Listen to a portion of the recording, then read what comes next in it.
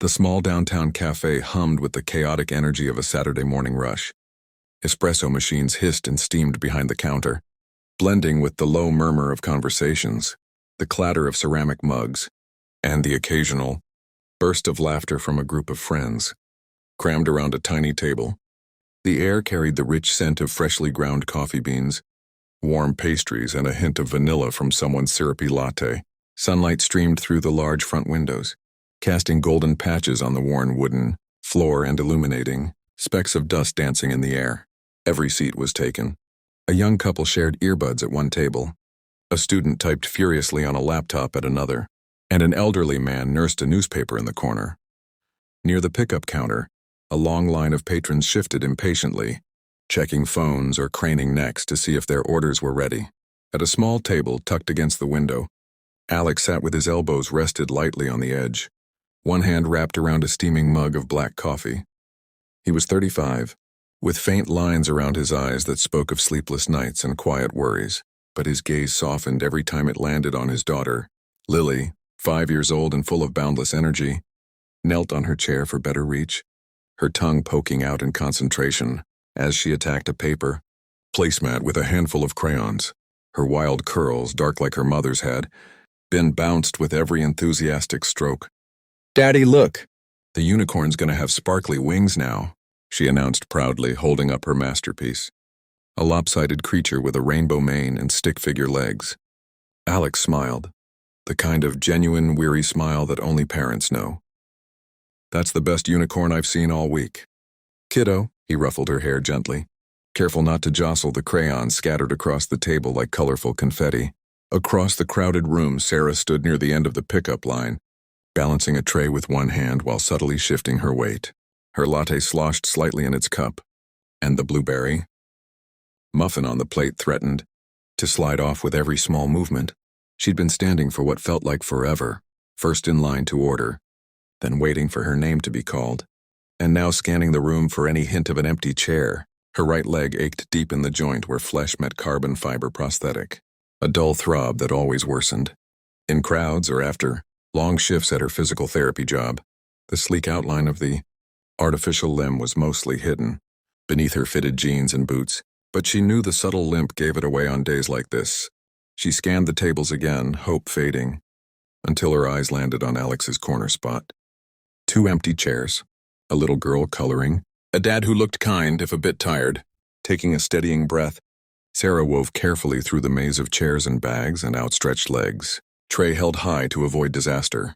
When she reached the table, she offered a warm, polite smile, first to Lily, whose big, curious eyes peeked up from her drawing, and then to Alex. "Excuse me," she said softly, her voice steady despite the fatigue. "This place is absolutely packed. Would you mind if I shared this table? I promise I'll try not to steal any crayons." Alex looked up mid-sip, coffee mug paused halfway to his lips. His brown eyes widened slightly as he took her in. The tray balanced skillfully, the faint sheen of perspiration on her brow from standing so long, the way she favored her left leg just enough to notice. For a heartbeat he froze, caught off guard by the simple request and the quiet strength in her expression. Alex's hand hovered in midair, the coffee mug frozen just inches from his lips. Steam curled lazily from the dark liquid, but he didn't notice. His brown eyes had locked onto Sarah, first her face, tired but composed, then instinctively dropping to the way she held most of her weight on her left leg, the right one angled slightly outward for balance. The subtle outline beneath her jeans told the rest of the story without words. A dozen thoughts collided in that single heartbeat. He saw the quiet pain she was trying not to show, the effort it took just to stand there holding a tray after who knows how long. On her feet. He saw strength too, the kind that didn't announce itself loudly but carried a person through things most couldn't imagine. And then, unbidden, came the memory of his late wife.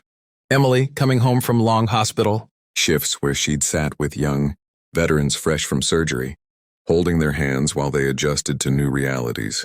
Emily had always said the ones who smiled through the ache were the bravest. "Daddy?" Lily's small voice cut through the haze. She was staring up at him with wide, curious eyes, a purple crayon still pinched between her fingers. "Is the lady okay?" The sound of his daughter's voice jolted him. Heat rushed to Alex's cheeks as he realized he'd been staring far too long. He lowered the mug with a soft clink against the saucer, a little too quickly, sending a ripple across the coffee's surface. "Yeah, sweetie," he managed, clearing his throat. He scrambled to pull out the empty chair across from him, the legs scraping lightly against the wooden floor.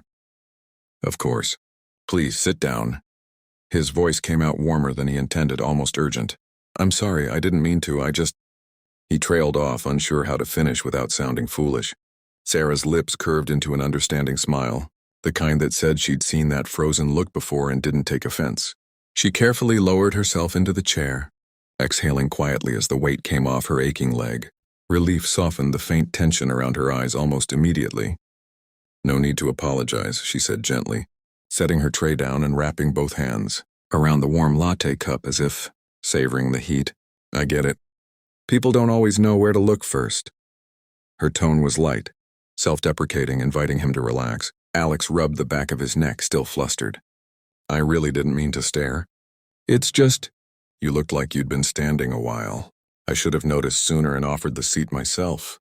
Sarah shook her head, loose strands of auburn hair brushing her shoulder. "You couldn't have known. Besides, most folks pretend they don't see anything at all. You actually looked like you cared. That's rare." Lily, sensing the grown-up tension easing, leaned forward on her elbows. "Are you tired from standing up a super long time?" she asked Sarah directly, head tilted like a curious bird. Sarah's smile widened, genuine and bright. Sarah shook her head, loose strands of auburn hair brushing her shoulder. "You couldn't have known. Besides, most folks pretend they don't see anything at all. You actually looked like you cared. That's rare." Lily, sensing the grown-up tension easing, leaned forward on her elbows. "Are you tired from standing up a super long time?" she asked Sarah directly, head tilted like a curious bird. Sarah's smile widened, genuine and bright. "A little bit, yeah. But sitting down now feels amazing." She glanced at Alex again, her green eyes steady. "Thank you, really." Alex finally let out the breath he'd been holding. The initial freeze melted into something softer, gratitude that she hadn't walked away, and a quiet resolve to make sure she felt welcome for as long as she wanted to stay. "I'm Alex," he said, offering his hand across the table. "And this is Lily, official unicorn expert." "Sarah," she replied, shaking his hand firmly. Her grip was warm, confident. "It's very nice to meet you both." As the initial awkwardness faded, the table settled into an easy rhythm. Lily, undeterred by grown-up silences, slid her placemat across to Sarah with both hands. "This is my unicorn. Her name is Sparklehoof, and she's guarding the castle from bad dragons. But she needs more colors. Do you like purple or blue better for wings?" Sarah leaned in, studying the drawing with genuine seriousness. "Purple, definitely. It's the color of bravery." She picked up a violet crayon from the scattered pile and added a few bold strokes to the wings, making them shimmer with jagged, child-approved sparkles. Lily squealed in delight and immediately snatched a glitter gel pen to add stars around it. Alex watched the exchange, the tightness in his chest loosening further. He took a slow sip of his now lukewarm coffee, grateful for the buffer his daughter provided. "She's been obsessed with unicorns since Halloween," he said, a small smile tugging at his mouth. "We had to make the costume from scratch. Horntail the works." Sarah laughed softly, the sound warm and unforced. "I bet she made the cutest unicorn in town." She glanced at Lily, who was now drawing a tiny medal on Sparklehoof's chest. "I think this one's a war hero unicorn." Lily nodded solemnly. She lost a leg fighting dragons, but she got a magic one instead. She pointed at Sarah's. "Genes without hesitation or judgment, pure. Childhood honesty, like yours." Sarah didn't flinch. Instead, she rolled up her right pant leg just a few inches, revealing the sleek carbon fiber pylon and the patterned socket that hugged her residual limb. Sunlight from the window glinted off the metal joints. "Exactly like mine. Except mine doesn't have glitter yet. I might need to borrow some of your crayons later." Lily's eyes went round as saucers. "You can touch it if you want," Sarah offered. Lily reached out tentatively, her small fingers tracing the cool, smooth surface with wonder. "It's like a robot leg." "Pretty much," Sarah agreed. "It helps me walk, run, even hike sometimes. Took a while to get used to, but now we're a team." Alex found himself leaning forward, drawn in despite himself. "That's incredible," he said quietly. I can't imagine going through something like that. Sarah shrugged, but her eyes held a depth that hadn't been there before. You adapt. You have to. I was in Afghanistan. IED took the leg below the knee. Spent a year learning how to walk again. Then another figuring out how to live again. She paused, glancing at Lily, who had gone back to coloring but was clearly listening. But kids like this one, they make it easier. No pity, just curiosity. It's refreshing. Alex nodded slowly, his voice softer now. I get that. Lily's the reason I get up some mornings. He hesitated, then let the words come. Her mom, my wife, Emily, she passed 3 years. Go cancer fast, Lily was only 2. He rubbed a hand over his jaw, surprised at how easily the truth slipped out to this near stranger. Surprised at how easily the truth slipped out to this near stranger. Some days it still feels like I'm just going through the motions. Sarah's expression shifted, compassion without pity, understanding without intrusion. I'm so sorry. That's a different kind of battle, but no less brutal. She reached for her muffin, breaking off a small piece but not eating it yet. Emily sounds like she was extraordinary. She was, Alex said, the ache familiar but somehow lighter in this moment. She worked ER, volunteered with vets on her days off. Always said the people who came back, missing pieces, were the ones who taught her what strength really looked like. Sarah met his gaze steadily. Sounds like she'd have liked Sparklehoof's medal. Alex huffed a quiet laugh. Yeah, she would have. Lily, sensing the shift but not fully grasping it, piped up again. Miss Sarah, do you have a little girl? Sarah shook her head, smiling. No, just me and my dog. Max. He's a big goofy lab who thinks he's a lapdog. Lily gasped. We love dogs. Daddy says maybe when I'm bigger. Alex raised an eyebrow at his daughter's not-so-subtle campaigning, but his eyes stayed on Sarah. Max sounds like good company. The best, Sarah said. Keeps the quiet from getting too loud. For a moment, no one spoke. The cafe noise hummed around them. Orders called, chairs scraping. Distant laughter, but their little corner felt insulated, gentle. Sarah took a bite of her muffin at last, and Lily offered her the glitter pen as a peace treaty. Alex felt something small but undeniable settle in his chest. Not healing. Not yet, but the faint warmth of possibility. Conversation drifted after that. Light topics. Favorite parks in the city. The best hot chocolate spots. Whether unicorns could actually fly or just jump really high. Yet beneath it all ran a quiet current of recognition. 3 people who had each lost something vital, finding for an hour on a Saturday morning that they didn't have to carry it entirely alone. The cafe had grown quieter now. The morning rush had thinned to a handful of lingering patrons nursing refills. The baristas wiping down counters with slow end-of-shift movements. Sunlight slanted lower through the windows, turning the dust motes into tiny sparks of gold that drifted lazily over their table. Crayons lay scattered like fallen soldiers. The placemat transformed into a glittering battlefield of unicorns, medals, and at least one very determined dog that Lily insisted was Max. Sarah glanced at her watch and gave a small, reluctant sigh. I should probably head out soon. Max will be doing his dramatic, starving to death routine if I don't get home, for his lunch walk. She gathered her empty cup and the crumpled muffin wrapper, movements careful but unhurried. Alex felt the moment tilt, the way good things sometimes do when they're about to slip away. He stood quickly, too quickly, and the chair legs scraped again. Here, let me help with that. He reached for her tray before she could protest, stacking it neatly with his own mug and Lily's juice cup. Their fingers brushed for the briefest second, and neither pulled away immediately. Sarah looked up at him, something soft and searching in her green eyes. This was exactly what I needed today. I came in here just wanting caffeine and a place to sit for 10 minutes.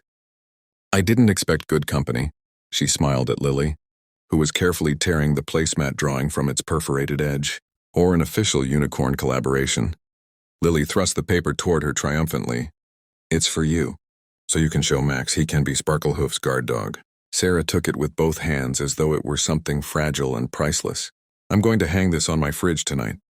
Max will be honored. She folded it gently and tucked it into her jacket pocket, right over her heart. Alex cleared his throat, suddenly aware of how much he didn't want this to end at the door. We come here most Saturdays. Same table if we're lucky. He rubbed the back of his neck again, a habit Sarah had already noticed. But maybe next time we could plan it better. Lunch, maybe? There's a little park nearby with a dog run. Lily's been begging to meet a real lab and I make a decent picnic sandwich. Lily bounced in her seat.